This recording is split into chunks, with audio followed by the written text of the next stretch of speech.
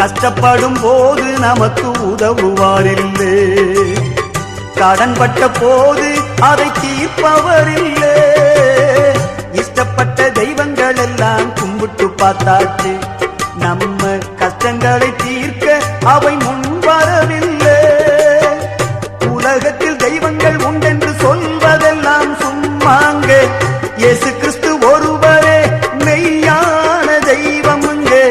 ஜனங்களின் பாவம் நீக்கி ரட்சிக்க வந்த தெய்வமுங்க. உனக்கொருவர் இருக்கின்றார், உன்னை விசாரிக்க துடிக்கின்றார். உன்னையும் என்னையும் இயேசு நேசிக்கிறார், உன்னை உள்ள கைகளில் வரையும் இருக்கிறார். உனக்கொருவர் இருக்கின்றார், உன்னை விசாரிக்க துடிக்கின்றார். உன்னையும் என்னையும் இயேசு நேசிக்கிறார்.